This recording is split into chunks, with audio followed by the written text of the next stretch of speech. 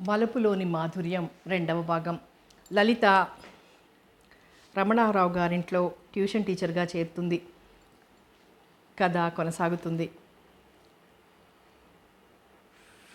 ఏమిటో టీచర్ అమ్మ, మిమ్మల్ని చూస్తే జాలేస్తోంది. పేద ఇంట పుట్టి తల్లి ప్రేమకు దూరమై జానెడు పొట్ట కోసం ఊరు కాని ఊరొచ్చి పరాయి పంచన ఊడిగం చెయ్యాలని రాశాడు ఆ భగవంతుడు. బాధగా అంది. అదేమిటి లక్ష్మి, నేను చదువు చెప్పడమేగా చేసేది, చాకిరీ ఏం చేస్తానో? అయినా మీరంతా నన్ను ప్రాణంలో చూడడం లేదు నవ్వేస్తూ అంది లలిత. మీరు ఎన్నైనా చెప్పండమ్మా, మీరు పెద్దింట్లో పుట్టాల్సిన వారే తప్ప పేదింట్లో పుట్టాల్సిన వారు కాదు. ఏనాడో చేసుకున్న పాపం కాస్త ఇలాంటి పరిస్థితిలో ఉన్నారు.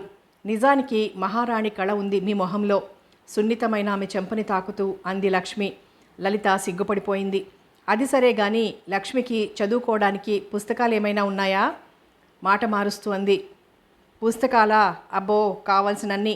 తెలుగువి కావాలంటే రవిబాబు గారి గదిలోనూ, ఇంగ్లీష్ కావాలంటే ప్రభుబాబు గారి గదిలోనూ చూడండి, కావాల్సినన్ని దొరుకుతాయి. మరి నేను వెళ్ళి పని చూసుకోనా అంది లక్ష్మి. సరే వెళ్ళు. లలిత అలా కాసేపు నిల్చుండిపోయింది. ఆమెకి చాలా బోర్గా ఉంది. ఒక్క రోజుకే బోర్గా ఉంటే ఇలా ఎన్నాళ్ళు గడపాలి? గడపకపోతే జీతం డబ్బులెలా? సన్నగా నవ్వుకుంది తనలో తానే. పోనీ రవి గదిలోకి వెళ్ళి ఏదైనా పుస్తకం తెచ్చుకుంటే? చచ, పర్మిషన్ లేకుండా వాళ్ళ గదుల్లోకి వెళ్ళడానికి తనకేమంత చనువుందని? అందులోనూ రవి తనని అదోలా చూస్తాడు.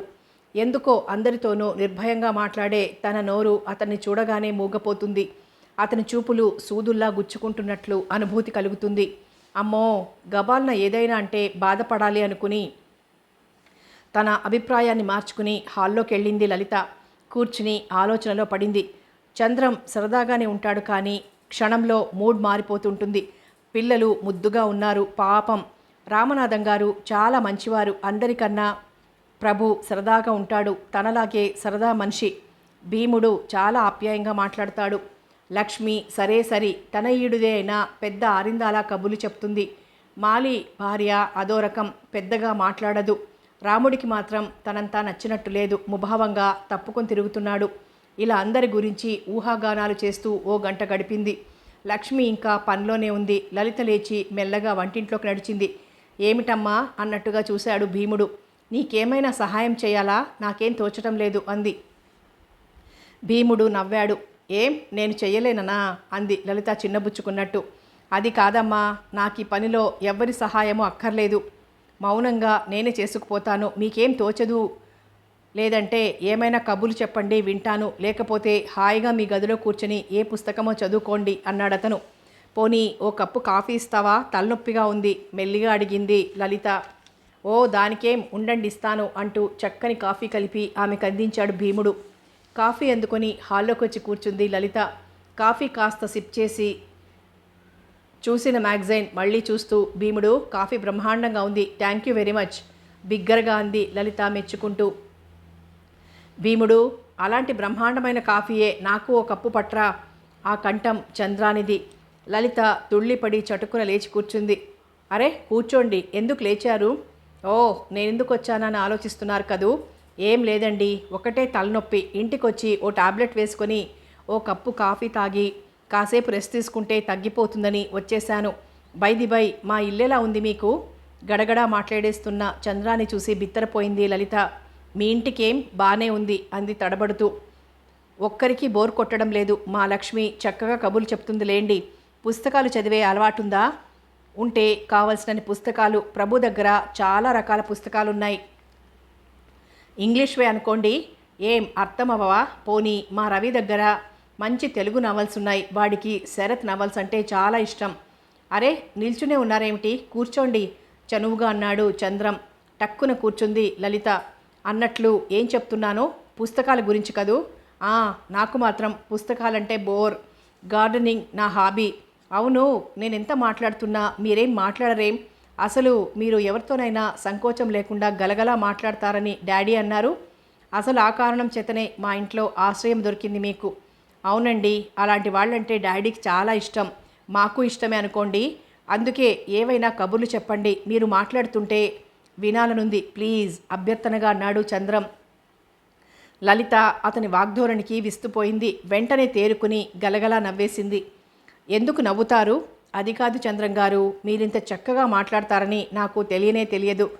ఇంకా మీ బావే నేరుగా నేను మాట్లాడేస్తాను. ఏం మాట్లాడను, ముందు మీ ఇంటి గురించి మాట్లాడుకుందాం. నాకు మీ ఇల్లు ఎంతో నచ్చింది. మీ ఇంట్లో వాళ్ళందరూ నచ్చారు, మీరు కూడా నచ్చారు, మీ మాటలు నచ్చాయి. ఇంకా అబ్బే అది కాదు, ఇబ్బందిగా కదిలాడు చంద్రం.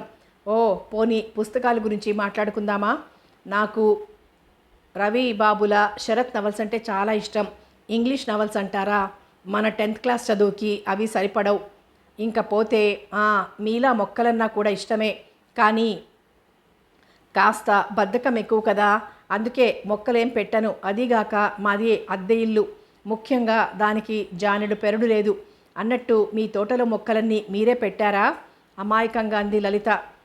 చాలా మటుకు మా అమ్మగారే పెట్టారు. ఆ తోట అంటే ఆవిడకి చాలా ఇష్టం, అందుకే నాన్నగారికి కూడా ఇష్టమైంది. మేం కూడా తోచినప్పుడు తోటలోకి వెళ్ళి మామిడి చెట్టు కింద ఉన్న అరుగు మీద కూర్చుంటాం అన్నాడు చంద్రం.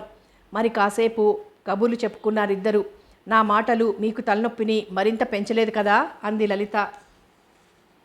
అబ్బే పెరగడం కాదు, పూర్తిగా తగ్గిపోయింది. ఇందాక కాఫీతో సగం, మీ మాటలతో సగం చొప్పున మాయమైంది నొప్పి అన్నాడు చంద్రం నవ్వుతూ. లలిత తియ్యగా నవ్వింది. మీరు తెలుగు సినిమాలు ఎక్కువగా చూస్తారా? హఠాత్తుగా అన్నాడు చంద్రం. చూస్తాను. ఏం? అబ్బే మరేం లేదు. ఆ తెలుగు సినిమాలో హీరోయిన్ లక్షణాలన్నీ మీలో మూర్తీభవించి ఉన్నాయి. ఫిజికల్గా మాత్రమే సుమా, గుణాల్లో లేవంటారా? నా ఉద్దేశం చెప్పండి. చూడండి, ఒక ధనవంతుని ఇంటికి ఒక అందమైన పేద యువతి ఉద్యోగం కోసం వస్తుంది. ఆ ఇంటి యజమాని ఆమె వినయ విధేయతలు చూసి వెంటనే ఉద్యోగం ఇచ్చేస్తాడు. అంతేగాక ఆమెకు ఆ ఇంట్లోనే ఆశ్రయం కల్పిస్తాడు. చాలా అందించింది లలిత. సోఫాలో కూర్చుని 2 మోచేతులు ఎదురుగా ఉన్న టేబుల్ మీద అంచి 2 అరచేతుల్లోనూ ముఖాన్నుంచి కాస్త వంగి ఎదురుగా ఉన్న అతన్ని కుతూహలంగా చూస్తూ అంది లలిత. ఎగ్జాక్ట్లీ. చెప్పండి. ఎంతవరకు చెప్పాను? అదే, ఆ అమ్మాయికి ఆ ఇంట్లోనే ఆశ్రయం కూడా ఇస్తాడు. ఎస్, అప్పుడు ఆ అమ్మాయి చాలా తొందరలో అందరికీ సన్నిహితురాలైపోతుంది. ఎవరి నోట విన్నా ఆమె పేరే. చీకటితో లేచి స్నానం అది కానిచ్చి దేవుడి దగ్గర ఓ మంచి పాటెత్తుకుంటుంది. ఆ పాటతో ఆ ఇంటి యజమాని తెగ మురిసిపోయి ఆవిడ్ని మెచ్చుకుంటూనే తమ పిల్లల్ని మందలిస్తాడు. ఆ పిల్లని చూసి బుద్ధి తెచ్చుకోండి అంటూ. యజమానికి పూజకి పూలు కోసివ్వడం దగ్గర నుంచి, వారి కొడుక్కి బెడ్ కాఫీ అందించడం దగ్గర నుంచి అన్నీ ఆ అమ్మాయే చేస్తుంది. అసలు ఆ అమ్మాయికి ఇచ్చిన ఉద్యోగానికి చేసే పనులకి అసలు సంబంధమే ఉండదు. ఇంకా మీరాగండి అంది లలిత. ఏం? మిగతా కథ నేను చెప్తాను, చెప్పండి నవ్వుతూ అన్నాడు చంద్రం. ఇంటి వారంతా భోజనాలకు కూర్చుంటారు. పిల్లలు అబ్బా కారం అంటూ గిలగిల్లాడిపోతారు. మగాళ్ళు చెచ వెదవతిండి అంటూ కంచంలో నీళ్లు పోసిపోతారు. ఏమిటే వంట తగలేశావు అని యజమానురాలు మండిపడుతుంది వంటవాడి మీద. వాడంతకన్నా మండిపడి, నేను ఇంతకన్నా చెయ్యలేను, నా డబ్బు నాకు పారేయండి, నే పోతాను అని బెదిరిస్తాడు. ఆ పైన ఆ యజమానురాలు వాడెక్కడ మానేస్తాడు అని వాడిని బ్రతిమాలడం, వాడు మొండికెయ్యడం, ఇదంతా చూస్తున్న మన హీరోయిన్ ముందుకొచ్చి, ఏమిటమ్మా అతనంత బతిమాలతారు, ఇంతోటి వంట నేను చెయ్యలేనా, ముందతన్ని పంపేయండి, అంతా నేను చూసుకుంటాను అంటూ అభయం ఇవ్వడం. ఆ తరువాత ఆవిడగారి వంట తిని మురిసిపోయి తెగ మెచ్చుకోవడం. అదేగా ప్రతి సినిమాలోనూ. కానీ అవేం నాలో లేవే. ఎంత ప్రయత్నించినా పొద్దున్నే లేవలేను. పోనీ ఎలాగో కష్టపడి అలారం పెట్టుకొని లేచి తలారా స్నానం చేసి తలకో గుడ్డ చుట్టుకొని దేవుడి దగ్గర ఓ పాట, మాట వరుసకేలేండి, పాడాననుకోండి, వెంటనే మీ ఇంటి సభ్యులంతా కలిసి మీ నాన్నగారి మీదికి దండెత్తి వెళ్ళడం, ఆ పైన క్షణాల మీద ఓ టికెట్ తెప్పించి నన్ను మా ఊరి రైలెక్కించడం జరిగిపోతుంది. ఇంకా చిందరవందరగా ఉన్న మీ గదులు సర్దుదామంటే నా గది కన్నా నీట్గా ఉంటాయి మీ గదులు. పోనీ పూలు కోసి యజమానురాలి ఆదరణ సంపాదిద్దామంటే మీ అమ్మగారు ఈ లోకంలోనే లేరాయే. ఇకపోతే వంట సంగతి. పావుసేరు బియ్యంలో ఎన్ని నీళ్లు పొయ్యాలో తెలియని నేను భీముడి వంటకేం వంకలు పెట్టను. అయినా మీరెవ్వరూ చిరాగ్గా తినడం లేదు. పిల్లలు కారం కారం అని అరవడం లేదు. అవన్నీ అటుంచి ముఖ్యంగా భీముడు పొగరుగా మాట్లాడడం లేదు. మరి నా మొహం, నేనేం హీరోయిన్ని చెప్పండి, దిగులుగా అంది లలిత. ఆమె అన్న తీరుకు పక్కున నవ్వాడు చంద్రం. పర్వాలేదు, నేను అనుకున్న దానికన్నా ఎక్కువే తెలుసు నీకు. అంటే చాలా సినిమాలు చూస్తారన్నమాట. అయితే మా సుభద్రకి తోడు మీరు ఉన్నారు. అదోలా కళ్ళు చిట్లిస్తూ అన్నాడు చంద్రం. సుభద్ర? ఓ సుభద్ర మీకు కాబోయే భార్య కదూ? ఇందులోనూ వ్యతిరేకమే మనకి, భారంగా నిట్టూరుస్తూ అంది లలిత. అదేమిటి? ఏది ఇంకా కథ పూర్తి కాందే? అసలు ఇదే మంచి సన్నివేశం, జాగ్రత్తగా వినండి. ఆ అమ్మాయి అందంగా ఉంటుందన్నారు కదూ? ఏ అమ్మాయి? బిత్తరపోయాడు చంద్రం. అదేనండి మన హీరోయిన్ అంటే నేనన్నమాట. వెంటనే ఆ యజమాని కొడుకు అంటే మీరు నన్ను ప్రేమించెయ్యాలి. ఆ విషయం మీ నాన్నగారికి తెలిసి మండిపడాలి. అప్రాచ్యుడా, దాన్ని చేసుకుంటే నా ఆస్తిలో చిల్లి గవ్వ ఇవ్వను. ఈ ఇంట్లో క్షణం ఉండటానికి వీల్లేదు. ఆ పిల్లే కావాలో నేనే కావాలో నిర్ణయించుకో అంటూ చిందులెయ్యాలి. వెంటనే మీరు ఆవేశంగా నా చెయ్యందుకుని, లోకంలో అన్నింటికన్నా గొప్పది ప్రేమ, లోకం తల్లకిందులైనా నా లలితని వదులుకోను, రా లలిత అంటూ. అరే ఏమిటలా బిత్తరపోతున్నారు? అదంతా నిజమనుకుంటున్నారా? Just cinema sir. సినిమా వేరు, నిజ జీవితం వేరు. అయినా సుభద్ర మీకుంది కాబట్టి మనం ప్రేమించుకోవడం బాగుండదు, ఏమంటారు? నవ్వుతూ అంది లలిత. క్షణం కొయ్యబారిపోయాడు చంద్రం. తేలిగ్గా తీసుకోండి చంద్రం, మనల్ని మనంగానే చూసుకుందాం, సినిమాల్లోని వ్యక్తులతో పోల్చుకోవద్దు, ఏమంటారు? మృదువుగా అంది లలిత. నిజమే, లోగొంతుతో అన్నాడు చంద్రం. అన్నట్టు తలనొప్పి మళ్ళీ వచ్చినట్టుంది, నవ్వుతూ అంది లలిత. కాస్త ఓ గంట పడుకుంటాను, గొణిగినట్లు అన్నాడతను. అలాగే తన గదిలోకి వెళ్ళిపోయాడు చంద్రం. ముసిముసిగా నవ్వుకుంది లలిత.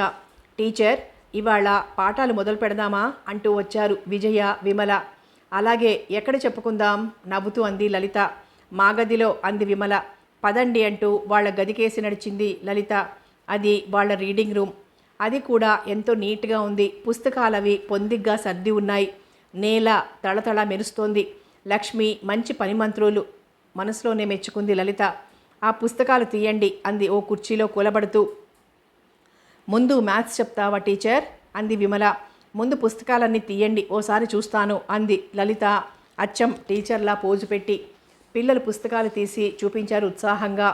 ఇదిగో టీచర్, నాకు లెక్కల్లో విజయ్ కన్నా 15 మార్కులు ఎక్కువ వచ్చాయి, తన నోట్బుక్ చూపిస్తూ గర్వంగా అంది విమల. అబ్బా వచ్చాయిలే మహా, తెలుగులో ఎన్ని మార్కులమ్మా నీకు? టీచర్, దీనికి తెలుగు అస్సలు రాదు, వెరీ పూర్, మొన్న తెలుగులో పాస్ మార్కు కూడా రాలేదు, కిసుక్కున నవ్వింది విజయ. విమల ఉడుక్కుంది. ఇదిగో అలా ఒకళ్ళనొక్కళ్ళు ఎక్కిరించుకోకూడదు, బాగా చదువుకుంటే అన్నింటిలోనూ మంచి మార్కులు వస్తాయి. నేను చెప్తానుగా, చెప్పినట్టు మాత్రం వినండి. ఏం? అనునయంగా అంది లలిత. పిల్లలిద్దరూ బుద్ధిగా తలలూపారు. పర్వాలేదు, వీళ్లతో నేనంత అవస్థ పడనక్కర్లేదు అనుకుంది. ఓ గంట పుస్తకాలతో కుస్తీ పట్టి ఆ రోజుకి ట్యూషన్ ముగించింది. పిల్లలిద్దరూ ఆటకెళ్ళిపోయారు. అంతే, తిరిగే ఫ్యాన్ కేస్ చూస్తూ పడుకున్నాడు చంద్రం. ఏమిటా పిల్ల అలా మాట్లాడింది? ఎంత చొరవైతే మాత్రం మరి అలానా? నిజంగా ఇలాంటిదేదో ఆశించే ఇక్కడికి చేరిందా అన్న ఆలోచన అతన్ని ఉక్కిరి బిక్కిరి చేసేస్తోంది. రా లలిత అంటూ నా చెయ్యి పట్టుకుని అన్న మాటలు పదే పదే అతని చెవుల్లో ప్రతిధ్వనిస్తున్నాయి. ఆవిడలా మాట్లాడుతున్నా హాయిగా ఉందే తప్ప విసుగనిపించలేదు, అసంభవం అనిపించలేదు. కానీ ఒక యువకుడితో అవే అనే మాటలేనా అవి? అమాయకత్వంతో అలా మాట్లాడిందా? నిజంగా ఆ అమ్మాయిలో అంతులేని ఆకర్షణ ఉంది. మరోసారి అనుకున్నాడు చంద్రం. చెళ్ళున కొట్టినట్టు సుభద్ర రూపం కళ్ళ ముందు నిలిచిందతనికి. చచ, వెదవ మనసు కోతి లాంటిది, ఒక నిలకడుండదు. తనను తనే తిట్టుకున్నాడు. ఆ అమ్మాయి సామాన్యురాలు కాదు, ఆవిడ నుంచి దూరంగా ఉండాలి. ఆ కాంతికి దగ్గరై శలభంలా మాడి మసైపోకూడదు, గట్టిగా అనుకున్నాడు చంద్రం. అతను ఆలోచనల్లో ఉండగానే మెల్లగా నిద్రపట్టి ప్రభు పిలుపుతో మెలకువ వచ్చింది. అరే, చాలా టైం అయినట్టుందే అంటూ లేచి కూర్చున్నాడు. అది సరే, ఏమిటి తలనొప్పిగా ఉందన్నావట? నుదురు తాకి చూస్తూ అన్నాడు ప్రభు. ఏం లేదురా, పొద్దున చాలాసేపు ఎండలో నిల్చున్నాను, అందుకే అనుకుంటాను. ఇప్పుడేం లేదులే, నవ్వుతూ అన్నాడు చంద్రం. ఇద్దరు లేచి డైనింగ్ హాల్లోకి వచ్చారు. భీముడు అందరికీ వడ్డించాడు. లలిత తప్ప అంతా కూర్చున్నారు. నువ్వు కూర్చోమ్మా అన్నాడు రామనాథం లలితతో. లేదండి, నేను తర్వాత తింటాను, వినయంగా అంది లలిత. అదేం? ఆశ్చర్యంగా చూశాడాయన. అబ్బే, మీకు నెయ్యి అది వడ్డిద్దామని ఓరగా చంద్రానికేసి చూస్తూ అంది లలిత. చంద్రం చటుక్కున తలవంచుకున్నాడు. భలే దానివే, నెయ్యి మనం వడ్డించుకోవచ్చు, నువ్వు కూర్చో అన్నాడు రామనాథం. తప్పనిసరి కూర్చుంది లలిత. రవి చంద్రాన్ని లలితని మార్చి మార్చి చూశాడు. చంద్రం చూపులో ఏదో మార్పు వచ్చినట్టు కనిపించింది అతనికి. ఏమై ఉంటుందబ్బా, కొంపదీసి వీడు గాని ఈ టీచరమ్మ ప్రేమలో పడలేదు కదా అనుకున్నాడు. ప్రభు కూడా చంద్రాన్ని, అతని ప్రవర్తనని, లలిత దొంగ చూపుల్ని గమనించాడు. అతను కూడా అలాంటి ఆలోచనలోనే పడ్డాడు. కొంపదీసి ఈ చంద్రంగాడికి అమ్మాయి ఇంతకు ముందే తెలుసేమో, అందుకే తెలివిగా తండ్రికి ఇష్టమైనట్టు ఆ అమ్మాయికే ఉద్యోగం ఇప్పించుండొచ్చు. అందుకే సుభద్రని కాదన్నాడేమో. ఏది ఏమైనా వీళ్ల మీదో కన్ను వేసుండాల్సిందే అనుకున్నాడు గట్టిగా. వారం రోజులు కామ్గా గడిచిపోయాయి. లలిత అందరితోనూ చనువుగా సరదాగా మాట్లాడేస్తోంది. రవిని అడిగి పుస్తకాలు తెచ్చుకుని చదువుకుంటోంది. పిల్లలకి కథలు కబుర్లు చెప్పి తెగ నవ్విస్తోంది. లక్ష్మిని కబుర్లలో పెట్టి ఎన్నో విషయాలు తెలుసుకుంది కుతూహలంగా. అయితే పిల్లలకి చదువు ఎంతవరకు వచ్చిందో మాత్రం ఆ దేవుడికే తెలియాలి. ఓ రోజు రవి ఇంటికి వచ్చేసరికి పిల్లలకి రాక్ అండ్ రోల్ డ్యాన్స్ నేర్పిస్తోంది టేప్ రికార్డర్ పెట్టుకొని. లక్ష్మి, రాముడు, భీముడు మహా ఆనందంగా చూస్తున్నారు. రవికి ఒళ్ళు మండిపోయింది. విసురుగా తండ్రి గదిలోకి వెళ్ళి, డాడీ ఆ డ్రామా చూసారా అన్నాడు కోపంగా. ఏ డ్రామారా తాపీగా అన్నాడాయన. ఆ టీచర్ పిల్లలకి చదువు కాదు నేర్పేది, అల్లరి కుప్పిగంతులు. అసలు మనం ట్యూషన్కి దేనికి పెట్టాం? ఆ మహారాణి గారిని పాఠాలు చెప్పడానికా, ఇంటిన పడి ఆగం చేయడానికా? విషయం తెలుసుకున్న రామనాథం తేలిగ్గా నవ్వేస్తూ, పోనీరా రవి, చదువుతో పాటు అలాంటివి కూడా నేర్పేవాళ్ళు ఎంతమంది ఉంటారా? వాళ్ళకి చదువు బాగానే చెప్తోందా అమ్మాయి? బ్రతికి చెడ్డ పిల్లలా ఉంది, నువ్వేం అనకు, వింటే బాధపడుతుంది అనేసి తన పనిలో నిమగ్నుడయ్యాడు. రవికి చెప్పలేనంత ఆగ్రహం వచ్చింది. గబగబా వచ్చి భీముడు అంటూ ఒక్క అరుపరిచాడు. క్షణం అంతా బిత్తరపోయారు. కాస్త కాఫీ పట్రా, సినిమా తర్వాత చూడొచ్చు కఠినంగా అన్నాడు లలిత కేసి కోరగా చూస్తూ. భీముడు మౌనంగా వెళ్ళిపోయాడు. క్షణం తటపటాయించిన లక్ష్మి రవి ముఖంలోని భావాల్ని చూసి తను వెళ్ళిపోయింది. రాముడు మాత్రం కదల్లేదు, అలా చూస్తూ నిల్చుండిపోయాడు. ఈ సమయంలో రవి రావడం అతనికి ఏమాత్రం నచ్చలేదు. ఏం నీకు వేరే చెప్పాలా? ఒక్క గదుముతో వాడు వెళ్ళిపోయాడు. విజయ, విమల బిక్కమొహాలేసుకొని నిల్చున్నారు. చిన్నన్నయ్య అంత కోపంగా మాట్లాడడం ఎప్పుడూ చూడలేదు వాళ్ళు. లలిత ఓసారి రవికేసి తీక్షణంగా చూసింది. అతను అనేసి వచ్చినంత విసురుగాను బయటికెళ్ళిపోయాడు గదిలోంచి. 2 నిమిషాల తర్వాత తేరుకున్న లలిత, విజయ ఆ తలుపేసి రామ్మ అంది మెల్లగా. ఉత్సాహంగా తలుపేసి వచ్చింది ఆ పిల్ల. మళ్ళీ మామూలుగా డ్యాన్స్ నేర్పడం మొదలుపెట్టింది లలిత. చిచి, ఇంత అభిమానం లేదేమిటి అమ్మాయికి? తనన్న మాటలకి గుంజుకు చావాల్సింది పోయి మళ్ళీ మొదలుపెట్టింది గొణుక్కున్నాడు రవి. గది తలుపు లేసిన టేప్ రికార్డర్లోని మ్యూజిక్ స్పష్టంగా వినిపిస్తోంది అతనికి. అయినా డాడీ, ప్రతిదానికి ఆ అమ్మాయిని వెనకేసుకొస్తారేంటి? ఆమె ఏమైనా సాటివారమ్మాయా లేక దగ్గర చుట్టమా? నో, ఇంకా ఇలా జరగడానికి వీల్లేదు. ఎవరిని ఎక్కడుంచాలో వారిని అక్కడుంచాలని డాడీకి చెప్పాలి. ఆ అమ్మాయి సంగతి తేల్చెయ్యాలి కసిగా అనుకున్నాడు రవి. అతని ఊహలకి అతని మనసు పక్కున నవ్వింది. ఎందుకా నవ్వు? కోపంగా అన్నాడు. నీ అమాయకత్వానికి. మళ్ళీ నవ్వింది అంతరాత్మ సినిమాలోలా.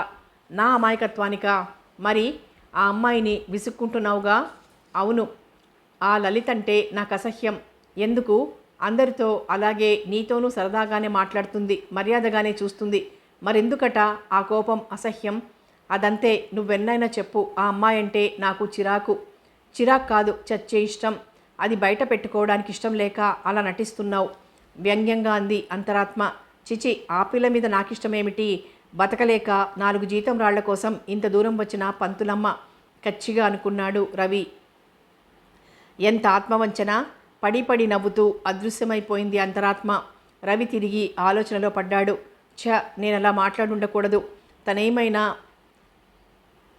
బాధపడిందేమో కనిపించకుండా. అయినా నేనేమిటి ఎప్పుడూ లేంది అంత దూకుడుగా మాట్లాడాను? పోనీ ఒక్కసారి క్షమార్పణ కోరుకుంటే అదస్సలు బాగుండదు. అలా ఆలోచిస్తూ కూర్చున్నాడు. ఇంతలో ప్రభు వచ్చి, ఏరా హాస్పిటల్ మొహమే చూస్తున్నట్టు లేవు, ఏమిటి సంగతి కొంటెగా అడిగాడు. లీవ్ పెట్టేశాన్రా. ఎలాగూ వదిలేసేదేగా తేలిగ్గా అన్నాడు రవి. అదేమిటి ఇప్పుడు లీవ్ ఎందుకు? లీవ్ ఎందుకంటావేమిట్రా? ఓ మూల నర్సింగ్ హోమ్ ఇనాగ్రేషన్ కూడా. ఇవన్నీ ఇలా ఉంటే పనులన్నీ అలాగే ఉండిపోయాయి. డాడీ ఒక్కడు ఎన్నని చూసుకుంటారు? నిజమే అన్నట్లు వార్డ్స్ అన్నీ దాదాపు తయారైపోయినట్టేనా? అఫ్కోర్స్. కానీ ప్రభు, మెటర్నిటీ వార్డు కూడా కాస్త పెద్దగా కట్టిస్తున్నాన్రా. డాక్టర్ వాహినితో మాట్లాడాను. మెటర్నిటీ కేసెస్ తను అటెండ్ అవుతానంది. ఇక మనకు కావాల్సింది 2-3 నర్సులు, ఓ 2 ఆయాలు, 2 వార్డు బాయ్లు, ఉత్సాహంగా చెప్తున్నాడు రవి. కుతూహలంగా వింటున్నాడు ప్రభు. నిజంగా వెటర్నిటీ కేసెస్ అంటే నాకు చాలా ఇష్టం రా ప్రభు. భరించలేని బాధతో వచ్చిన పేషెంట్ వెళ్ళేటప్పుడు కొండంత ఆనందంతో బిడ్డనెత్తుకుని వెళ్తుంది. కానీ రే రవి, చిన్న అనుమానం రా, సీరియస్గా అన్నాడు ప్రభు. ఏమిటి? ఆహా, మరేం లేదు. మన నర్సింగ్ హోమ్ ఇనాగురేషన్ టైంకి కనేలా ఎవరినైనా తయారు చేసావా? ఐ మీన్ అదే పేషెంట్ ఎవరినైనా చూసావా అని కొంటెగా చూస్తూ అన్నాడు ప్రభు. అతని అల్లరికి నవ్వేశాడు రవి. చచా పోరా, నీకన్నీ వేళాకోళంగానే ఉంటాయి. నువ్వే చూస్తుండు. శాంతి నర్సింగ్ హోమ్ పేరు ఎంత సంపాదిస్తుందో. ఇక్కడ చేరిన ఏ గర్భిణీ స్త్రీ అయినా సరే బిడ్డతో సురక్షితంగా బయటికెళ్లాల్సిందే అన్నాడు రవి గంభీరంగా. అతని కళ్ళ ముందు తల్లి రూపం మెదిలింది. వెంటనే సన్నని నీటి తెర కమ్మింది. ప్రభు మౌనంగా ఉండిపోయాడు. డాక్టర్ గారు అంటూ వచ్చింది లలిత మౌనాన్ని భంగపరుస్తూ. ఏమిటి అన్నాడు రవి తేరుకుని. మీ నర్సింగ్ హోమ్లో నాకు కూడా ఏదైనా ఓ ఉద్యోగం ఇద్దురు. ట్యూషన్ కాసేపు తప్ప ఇంట్లో బోర్గా ఉంది చనువుగా అంది లలిత. తప్పకుండా ఇస్తాను, మీరేం చేయగలరు? ఉత్సాహంగా అన్నాడు రవి. తనన్న మాటలు మనసులో పెట్టుకోకుండా మాట్లాడిన లలితను చూస్తే అతనికి చాలా సంతోషం కలిగింది. మీరేం చెప్తే అది, నవ్వింది లలిత. డెలివరీ కేసెస్కి అసిస్ట్ చేయగలరా?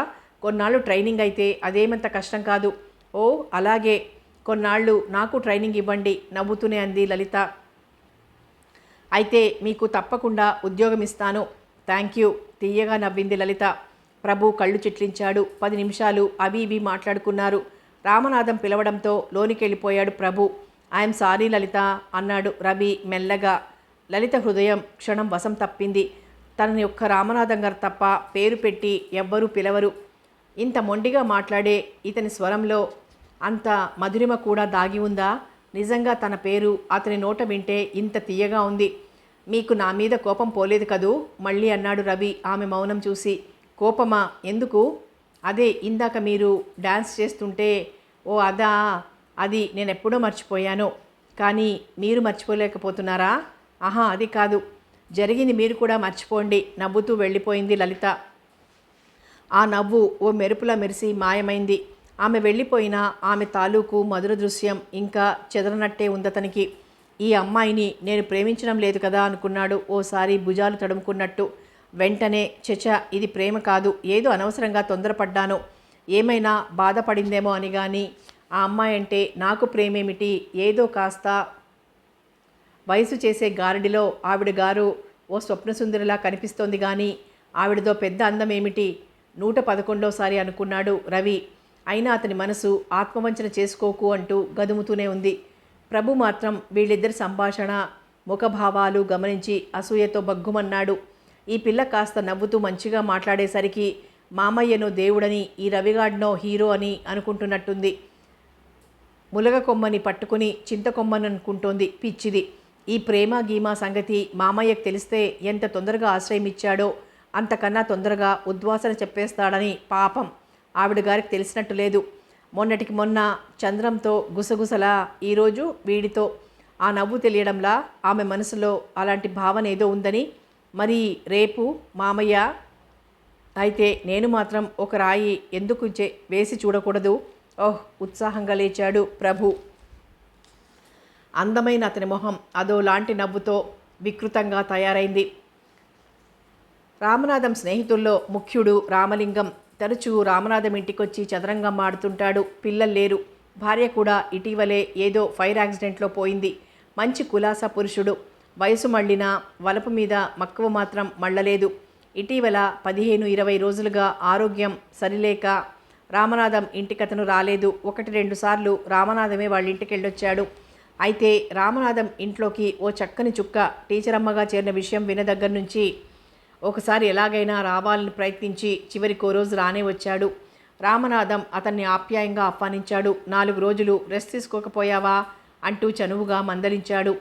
ఏం చెయ్యనురా, ఒక్కడికి తోచి చావడం లేదు. నీకు తెలుసుగా చదరంగం అంటే నాకెంత పిచ్చో, అందుకే ఆగలేక వచ్చేశాను అన్నాడు నీరసంగా కూలబడుతూ. నిజమే అన్నాడు రామనాథం. ఆయనకి చదరంగం పిచ్చి మహా ఉంది. ఇంట్లో ఎవ్వరూ ఆడరు. రామలింగం రానన్నాళ్ళు పిచ్చి పట్టినట్లయింది ఆయనకి.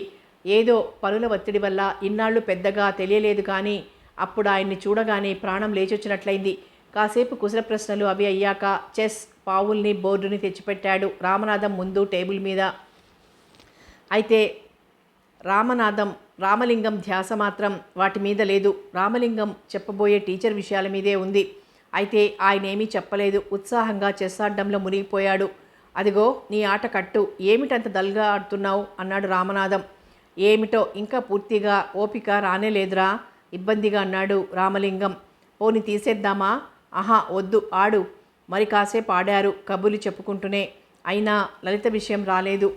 ఇంకా ఉండబట్టలేక మీ టీచరమ్మ ఏమంటోందిరా అన్నాడు రామలింగం యథాలాపంగా అడిగినట్టు. ఏమంటుంది? తన పని తను చేసుకుపోతోంది ఎత్తువేస్తూ అన్నాడు రామనాథం. రామలింగానికి చిరాకేసింది. ఇంకా పరిచయం చేయడేం ఆ అమ్మాయిని అని. రామలింగం పరధ్యానం గ్రహించిన రామనాథం, ఇవాళకి ఇంక ఆడొద్దులే, నీ ఆరోగ్యం అంత బాగున్నట్టు లేదు అన్నాడు. ఈసారి రామలింగం వద్దనలేదు. రామనాథం పావులు సర్దేశాడు. ఇంతలో భీముడు 2 కాఫీలు తెచ్చి ఇద్దరికీ ఇచ్చి వెళ్ళిపోయాడు. పిల్లలేరి అన్నాడు రామలింగం గుమ్మాలకేసి చూస్తూ. ఆయన ఉద్దేశం వేరు. అలా అడిగితే అయినా ఆ పంతులమ్మని పరిచయం చేస్తాడేమోనని.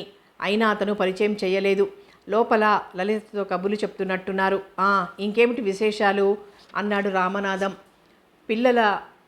పిల్లలకి ఆవిడ దగ్గర బాగా చనివైందేమిటి అన్నాడు రామలింగం. ఆహా, ముగ్గురు కలిసి పసివాళ్లల్లా అల్లరి చేస్తారు.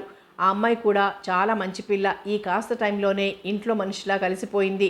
అయితే అంతఃపురంలోంచి బయటపడదేం అడిగేశాడు రామలింగం. అబ్బే వస్తుంది, బాగా చొరవగల పిల్ల, నువ్వే చూస్తావుగా అని లక్ష్మిని పిలిచి లలితని పిలవమని చెప్పాడు రామనాథం. లక్ష్మి వెళ్ళగానే ఇప్పుడు చెప్పు, మందులు అవి జాగ్రత్తగా తీసుకుంటున్నావా? బాగా తీసిపోయావు అన్నాడు. ఏమిటో రామనాథం, మరీ ఒంటరి బ్రతికైపోయింది. 4 రోజులు మంచంలోంచి లేవకపోయినా అదేమని అడిగే నాదుడు లేడు.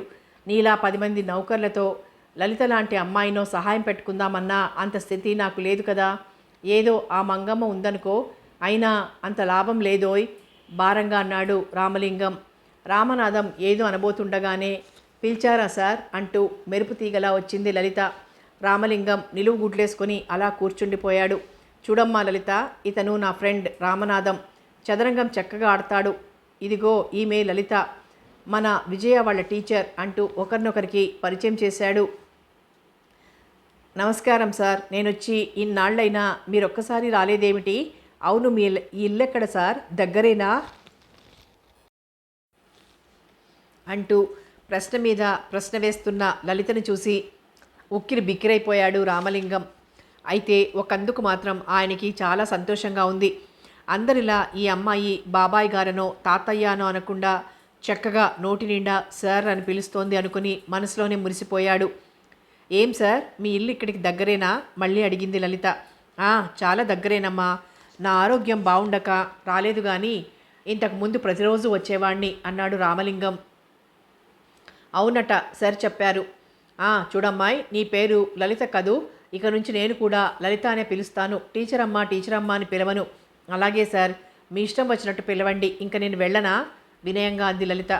అలాగే వెళ్ళు, ఇక నుంచి నేను రోజు వస్తుంటాలే ముసిముసిగా నవ్వుతూ లేచాడు రామలింగం. అతనన్న తీరుకి చచ్చే నవ్వొచ్చింది లలితకి. కాస్త చనువుగా మాట్లాడితే చాలు 90 ఏళ్ల ముసలాడు కూడా మురిసిపోయి లేచి కూర్చుంటాడు అనుకుంది. ఏమైనా ఆమెకు మాత్రం ఇదంతా చాలా థ్రిల్లింగ్గా ఉంది. తప్పకుండా రండి సార్, నాకు ఒంటరిగా బోర్ కొడుతోంది అని మరో బాంబు ఆ ముసలాయన మీద పడేసి వచ్చినంత వేగంగా వెళ్ళిపోయింది లలిత. రామలింగం కళ్ళ ముందు మెరుపు మెరిసి మాయమైనట్టుంది. ఎంత అందం, ఎంత వాక్చాతుర్యం అనుకుని మనసులోనే మెచ్చుకున్నాడు. అప్పుడే లేచావేమిటి ఆశ్చర్యంగా అడిగాడు రామనాథం. రేపొస్తానుగా అంటూ నవ్వేసి వెళ్ళిపోయాడు రామలింగం. రామనాథం గమనిస్తూనే ఉన్నాడు. అతని చూపులు 50 ఏళ్లు దాటాయి, బుద్ధులు మాత్రం మారలేదు. కనిపించిన ప్రతి ఆడపిల్లని అలా గుడ్లప్పజెప్పి చూస్తాడు, సభ్యతైనా లేకుండా. అయినా ఇదేం రోగం, ఇంట్లో మంగమ్మ ఉంది చాలేదు చిరాగ్గా గొడుక్కుంటూ లోనికెళ్ళిపోయాడు.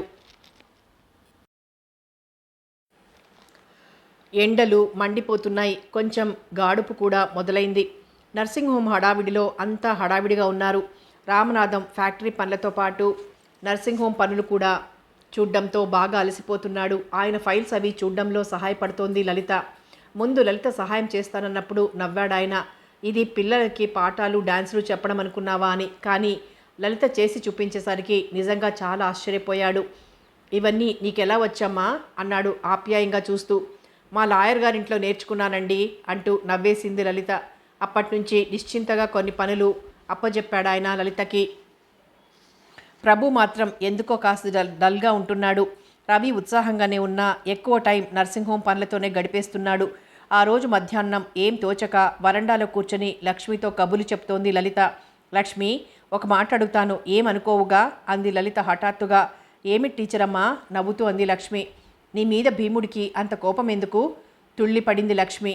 ఆమె మొహం తెల్లగా పాలిపోయింది. అబ్బే, కోపం ఏముంది అంది తడబడుతూ. నిన్ను అకారణంగా విసుక్కోవడం నేను చాలాసార్లు చూశాను. భీముడు స్వతహాగా మంచి మనిషిలాగే కనిపిస్తాడు.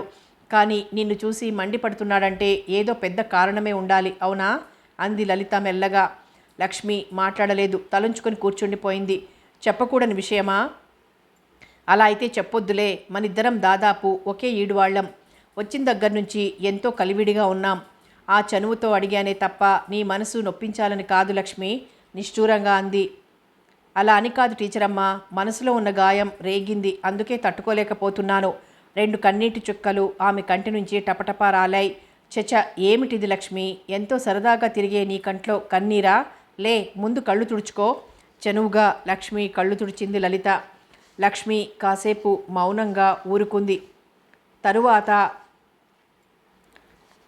నా సంగతి చెప్తే నన్ను అసహించుకోవు కదా టీచరమ్మ జాలిగా అంది. ఆమెకి మధ్య లలితని టీచరమ్మ అంటూ ఏకవచన సంబోధన అలవాటైంది లలిత ప్రోద్బలం మీద. నిన్న నేను అసహించుకుంటానా? భలే దానివే. అయినా ఇప్పుడు అవేం చెప్పొద్దు కానీ మరొకటి అడుగుతాను చెప్పు అంది లలిత మాట మారుస్తూ. ఏమిటి? మీ అమ్మగారు ఎలా పోయారు? అదే రవిబాబు వాళ్ళ అమ్మగారు. అయ్యగారు చెప్పారుగా మీకు. అది కాదు, కన్న వెంటనే పోయారా లేక? కన్న వెంటనే పోయారమ్మా.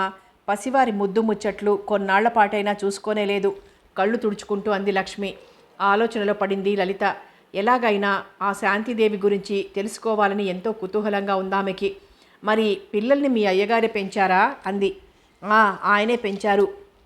మీ అమ్మగారు నీకు బాగా గుర్తున్నారా? మీకు మా అమ్మగారి గురించి తెలుసుకోవాలని ఉంది కదూ నవ్వుతూ అంది లక్ష్మి. అవును, నీకు అభ్యంతరం లేకపోతే. ఇందులో అభ్యంతరం ఏముంది కానీ నాకు గుర్తున్నంత వరకు చెప్తాను అంటూ తెలిసినంత వరకు క్లుప్తంగా చెప్పింది లక్ష్మి. ఆమె చెప్పిన వివరాలు అవి. 3వ భాగంలో మళ్ళీ కలుసుకుందాం.